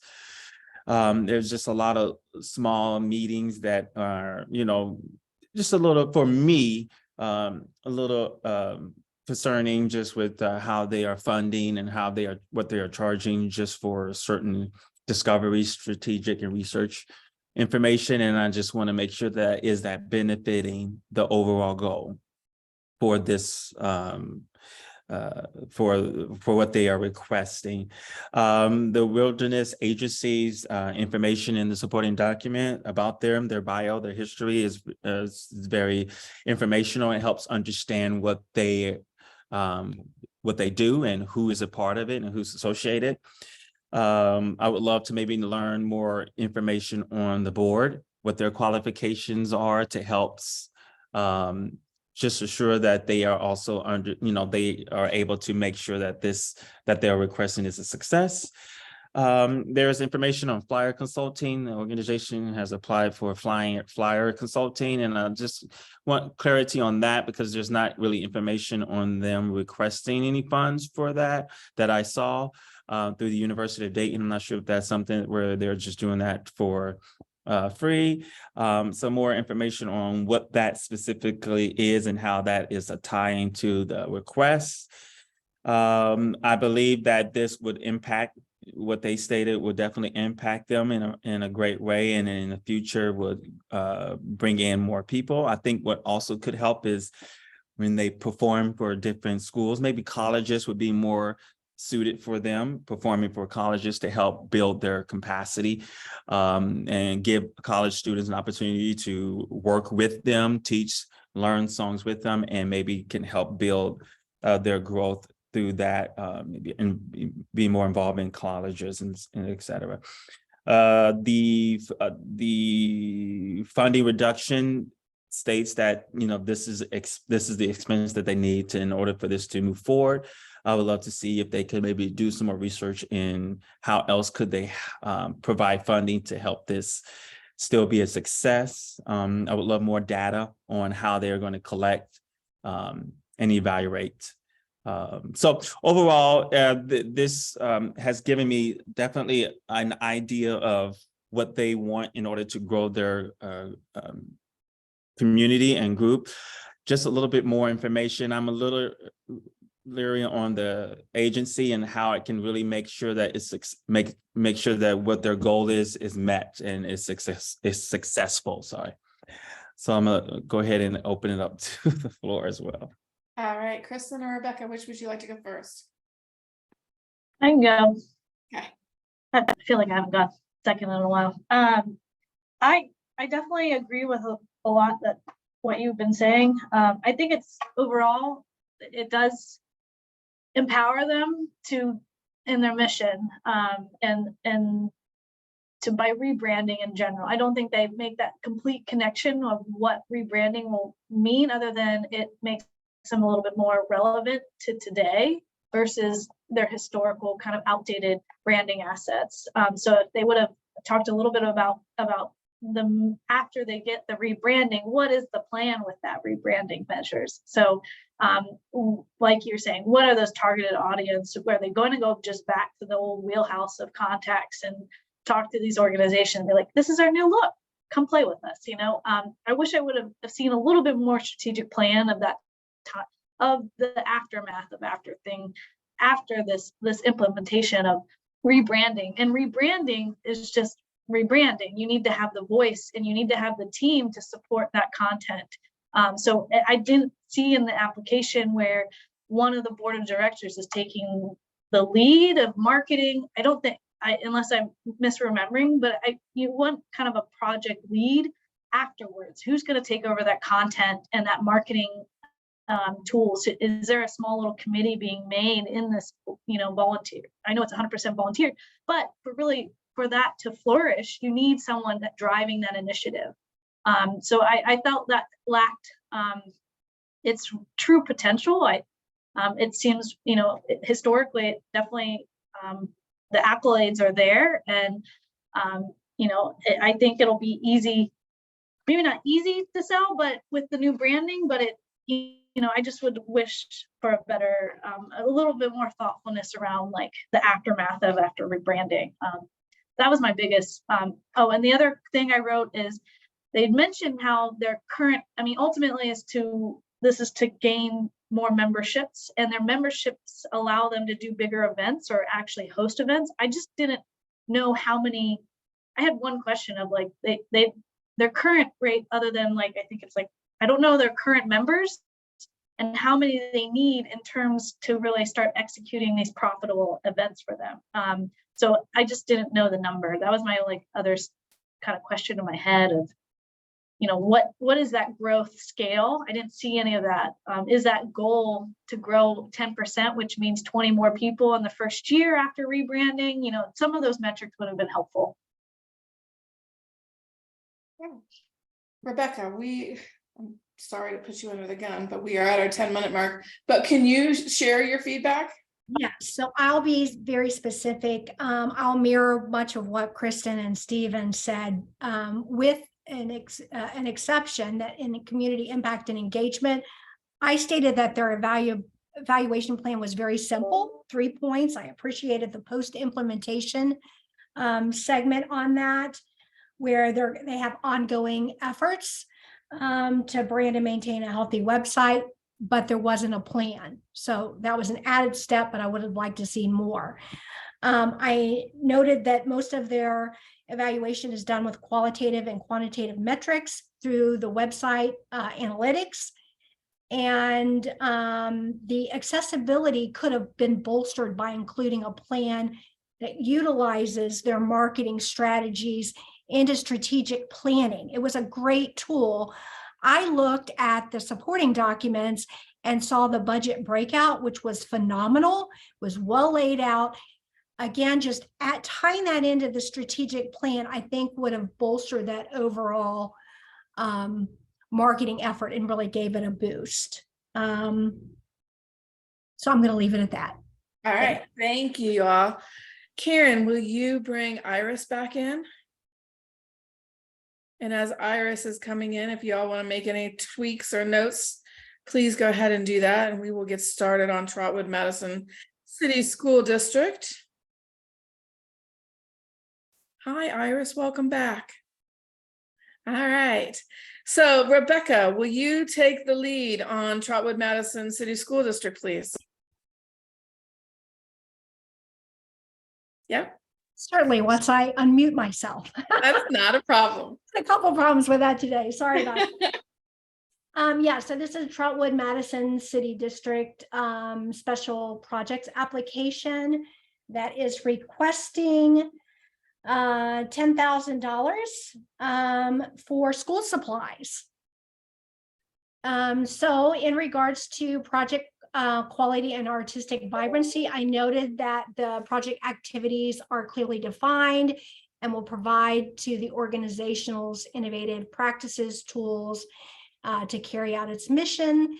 And that's through procuring art supplies so that Dr. Paul can further integrate an arts education program that meets Ohio Department of Education standards, even listed grade 2 through 8. So the application itself was very well laid out. The need was stated, clearly articulated, so I appreciate that as a reader.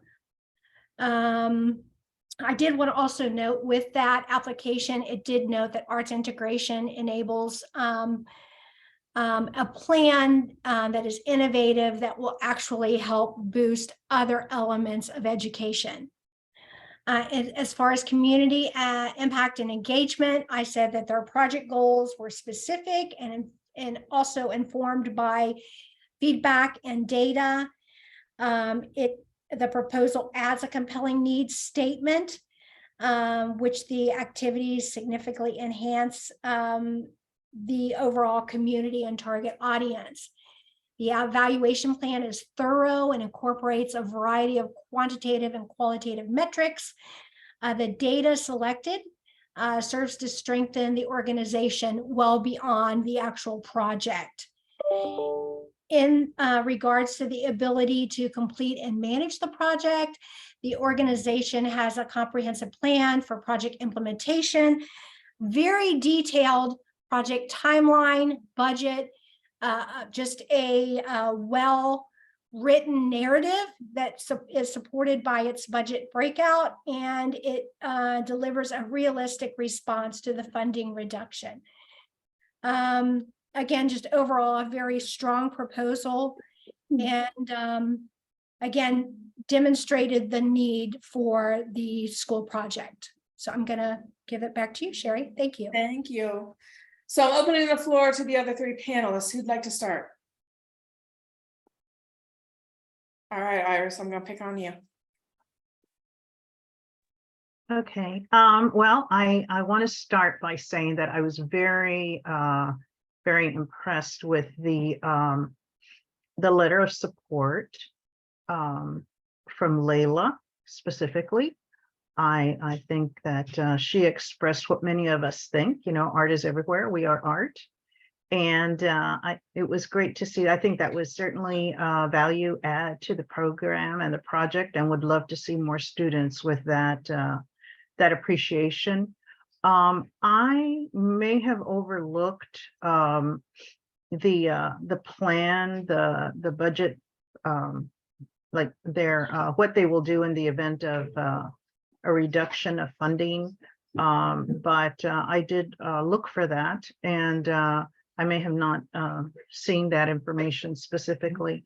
However, the promotional plan, I believe, would benefit from more creativity. They certainly have a great pool of creatives, and but I think it is realistic in reaching their specified target audience. And that's my input on this particular grant. Great. Stephen, you go ahead. Yeah, I would definitely want to agree with what everyone has stated. I want to say that the budget was definitely straightforward and clear. I think when I was reading in the reduction that I would like to hear more of how they would continue this project in the event they are not fully funded. I believe they were definitely just gun-ho about this fund and moving forward. And they gave a lot of information on that and the content about that in great detail. And in my opinion, I scored this very high too. But I think my only area of weakness that could be more strengthened is to, even though this is what you're expecting, to provide us other ways that you could still make this a success. How could this still happen if something happens where you couldn't be funded?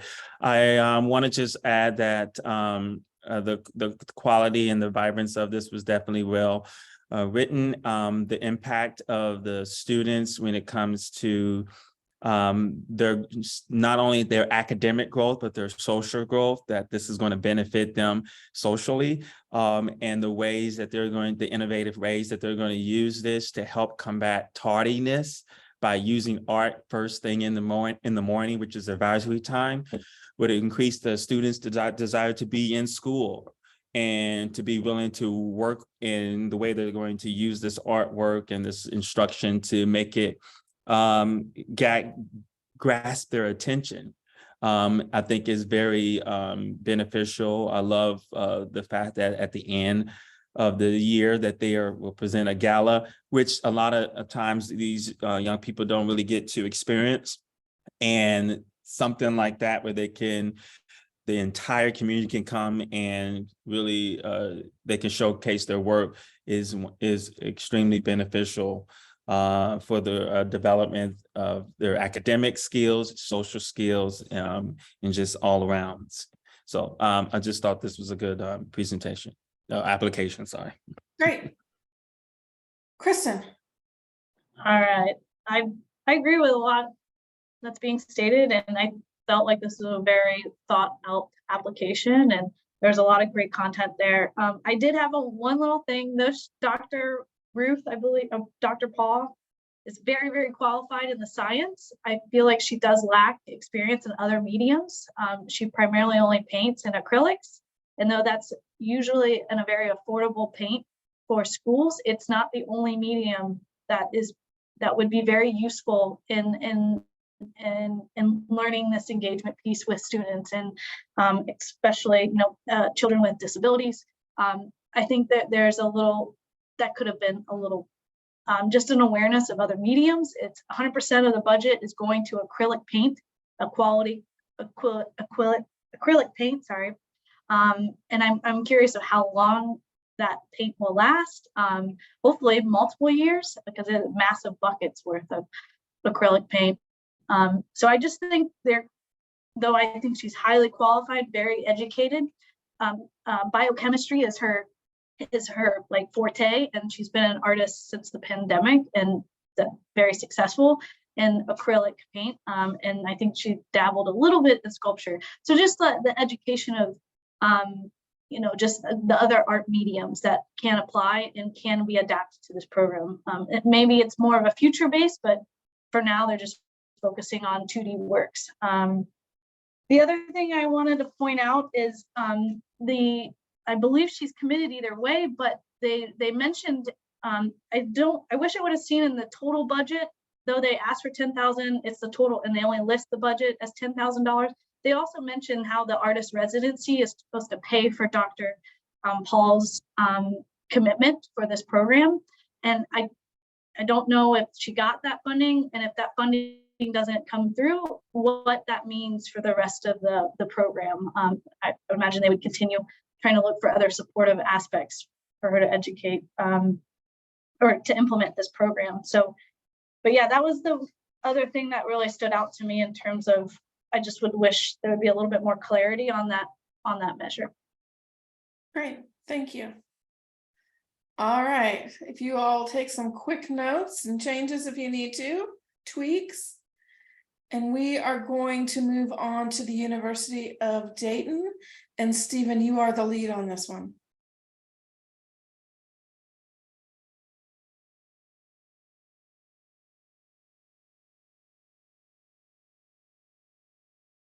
Alrighty.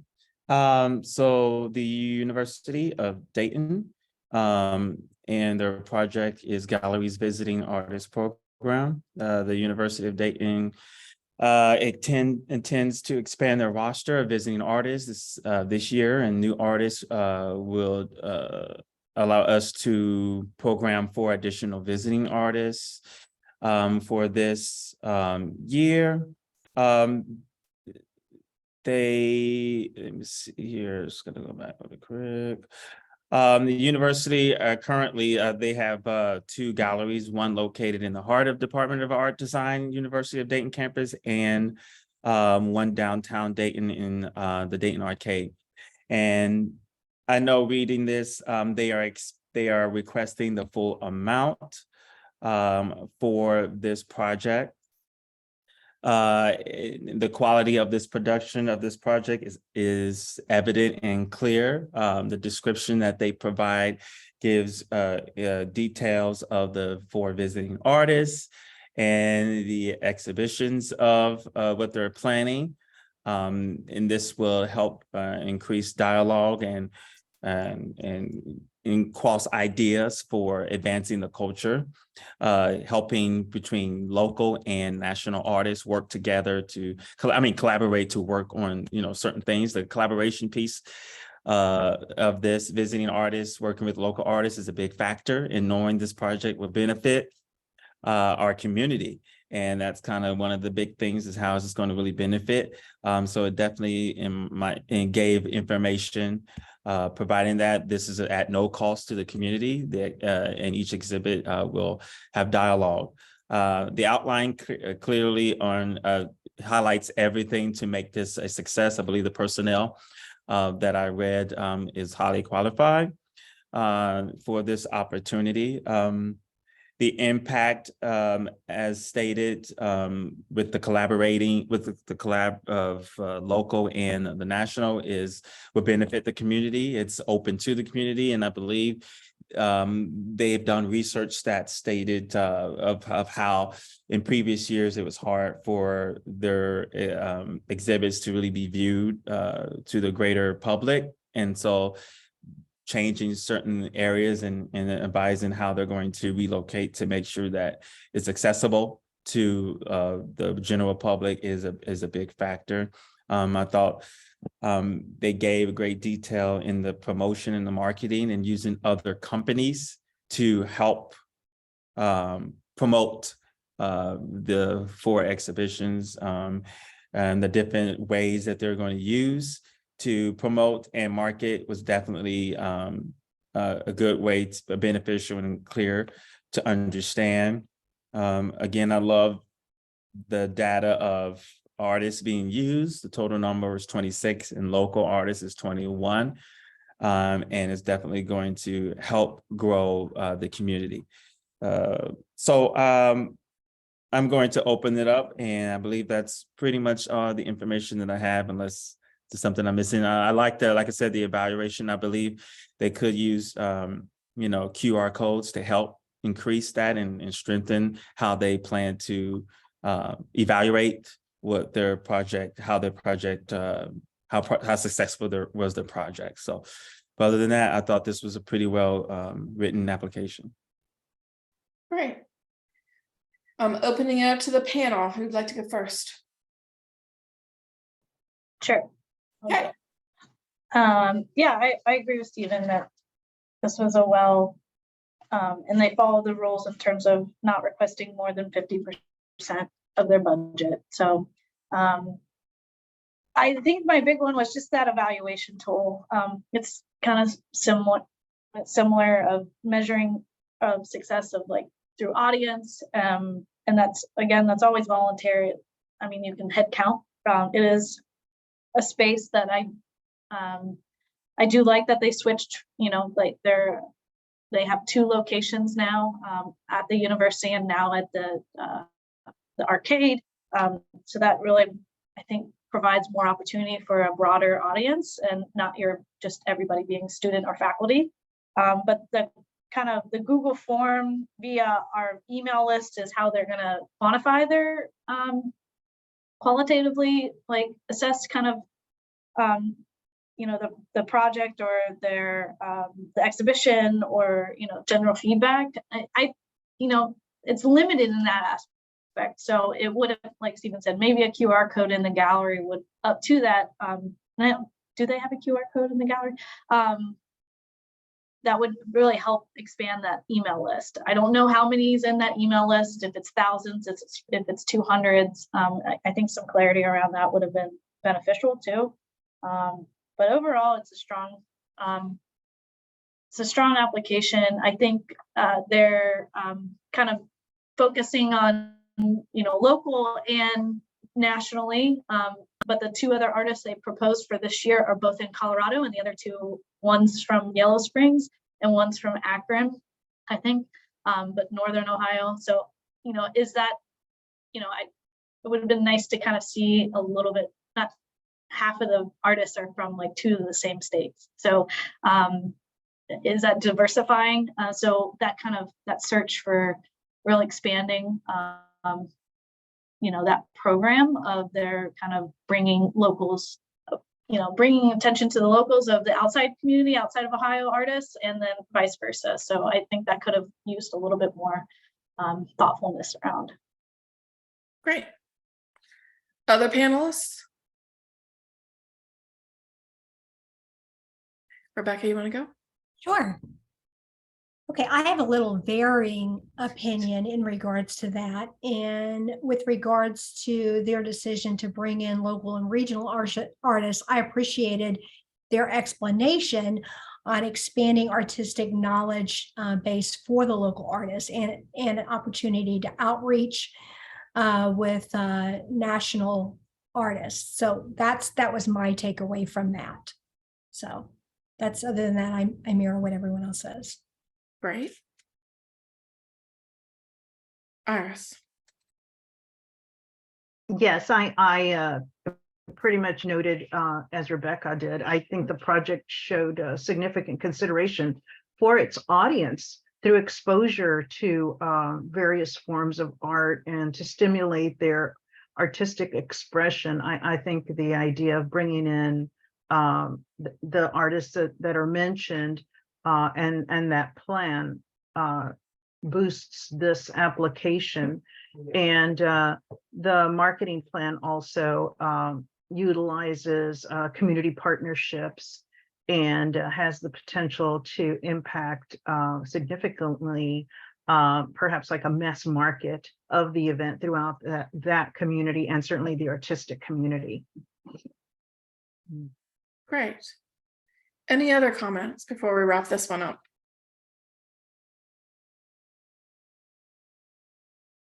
Okay. So take a minute, 30 seconds or so, and we will move on to our final organization today, the YWCA. So I'll give you a couple seconds. I'm such a clock watcher doing this. I've never watched clocks as much as I do during this. All right, if everybody's ready, we will go ahead to our final organization YWCA Dayton. And Iris, you are our lead on this, so I'll let you kick us off.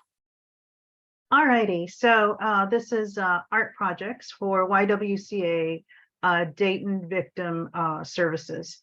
And first off, this project is artistic and cultural, and it's I believe their activities are clearly defined, and the partnering with We Care Arts certainly boosts this application. We Care Arts being, having a reputation for working with various communities, and their artists being well known and having significant credibility with working with various audiences. Certainly the sensitivity to the victims services community, and I think the qualified oversight of the program, I think, is indicating that information there, I think really goes to the quality and certainly the vibrancy of the program. With regards to community impact and engagement, I think their goals are realistic and true as presented. They are certainly community needs. The project has a well-defined and chosen target audience. The activity is designed with them in mind, and certainly it's responsive to the needs. And I think with regards to the accessibility, it's very well thought out to be inclusive and responsive, and incorporating those with limited English proficiency, and also including ASL services.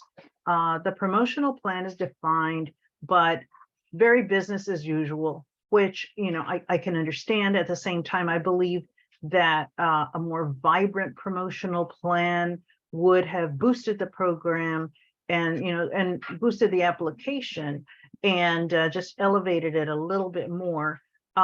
With regards to their ability to complete and manage the program, there is a clear plan for project implementation, a realistic timeline and plan for if in the event they get less than the requested funding. They are requesting $7,020 for this application, and their plan for reduction is very much in place. So they approached this with realism, and that certainly boosted the particular application. I believe it's intended to create and benefit participants according to the application, and it's an inclusive program that will benefit them, and certainly the reputations of the YWCA and We Care Arts certainly lend to the positive application and the professionalism incorporated into the application. Great, thank you. Opening the floor to the other panelists. Kristen, why don't you start us off? Okay, I agree 100% what Iris was saying about this application. It's a strong application in all sectors. I think my one area, which maybe two, was just outlining a little bit of what these art projects are. I didn't really hear too much about that at all. It's just art projects for this group, art projects for this group. And that's really, there's no other indication if it's tactile, is it, there's just so many different kind of processes that they could at least, or mention one, would have been nice to hear a little bit more about the actual art program. Benefit is definitely there, and the need is definitely there. The other thing I was just a little confused about is the budget. It's definitely like segmented, like how much each session would be.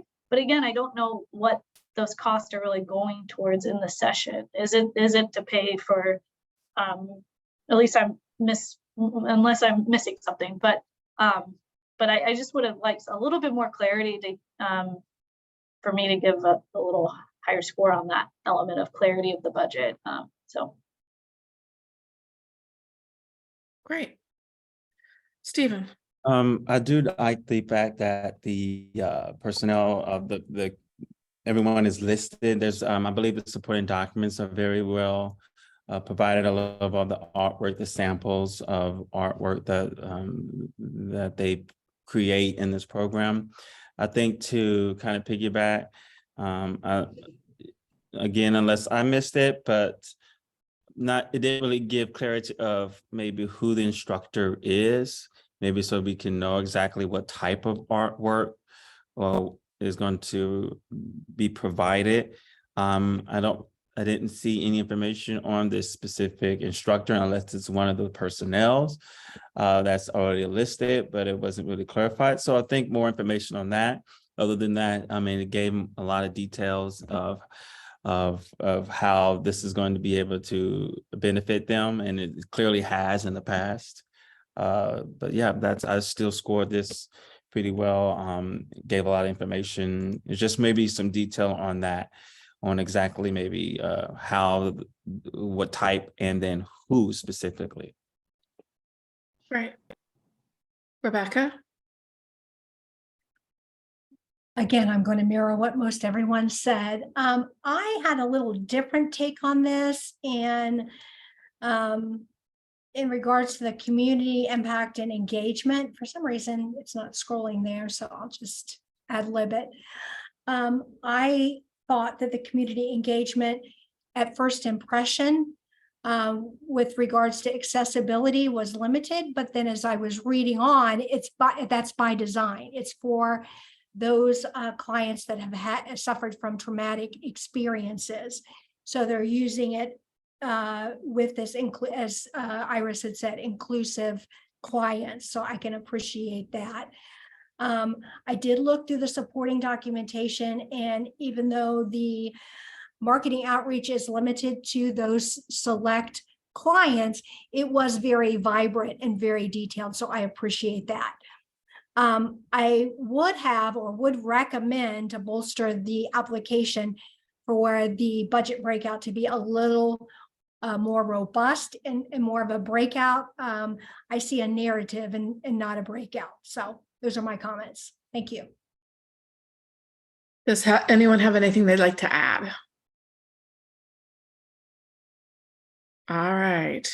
So this completes our formal review of each of the organizations under discussion today. We are going to head into our closed session break. But as we head into that, I know my friend Karen has some instructions for us as we do that. I do.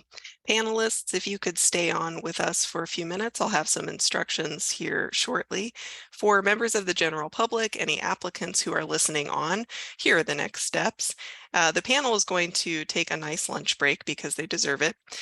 They're going to finalize and submit their scores. And then, as Sherry mentioned, we will be entering a closed session for the final discussion and decisions around the funding recommendations. So that is scheduled to last until we estimate 1:50 this afternoon. So between now and then, the session will be closed to the public, but around 1:50, applicants and other members of the public will be allowed back into the meeting to see the final rankings and funding recommendations that the panelists decide on today.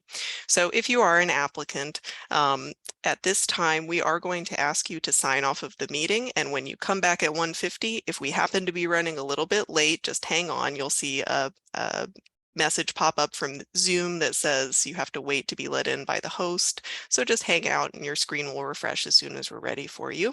Also, just as another reminder, today's session has been recorded, and so the recording of it will be available on the CultureWorks website at cultureworks.org by the end of this week. We will also be sending you email notifications by the end of today, letting you know whether your organization has been recommended for funding by the panel, so you won't have to wait long.